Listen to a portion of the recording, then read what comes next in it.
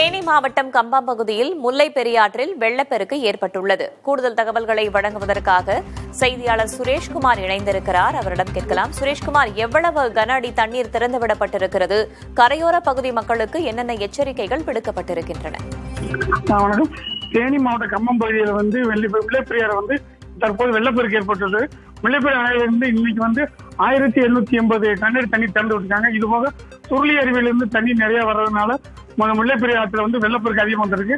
வெள்ளப்பெருக்கு அதிகம் போறதுனால மக்கள் யாரும் குளிக்கவோ, வேடிக்கை பார்க்கவோ, மாடுகளை குளிப்பாட்டவோ, துணி துவைக்கவோ செல்லக்கூடாது சொல்லியிருக்காங்க. அது சம்பந்தமா முல்லைப்பெரியாறு நீர்பிடி பகுதியில் தொடர் மழை காரணமாக வெள்ளப்பெருக்கு ஏற்பட்டுள்ளது. இதனால் முல்லைப்பெரியாறு கரையில் விவசாய நிலங்களுக்கு வெள்ள நீர் விவசாயம் பாதிப்படுகிறது.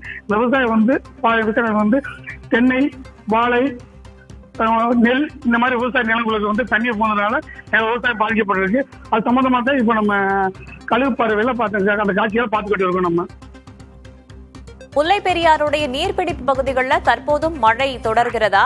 நீர் திறப்பு அதிகரிக்க வாய்ப்பு இருக்கா? மழை வாய்ப்பு இப்ப இன்னைக்கு குறைஞ்சிருக்கு.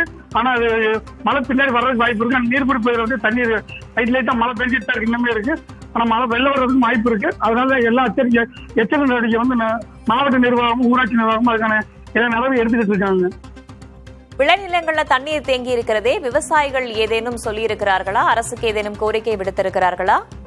அதான் வெள்ள நிவாரண நிதி மாதிரி உடனடியாக துரிதமான நடவடிக்கை எடுத்து விவசாயிகள் தேவையான நிதி ஆதாரங்களையும் அதுக்கான நஷ்டஈடுகளையும் அரசாங்கம் உடனே வழங்குன்னு சொல்லி மாவட்ட ஆட்சியருக்கும் வட்டாட்சியருக்கும் மனு கொடுத்திருக்காங்க. அதுக்கான வேலையில் நடந்துட்டு இருக்க.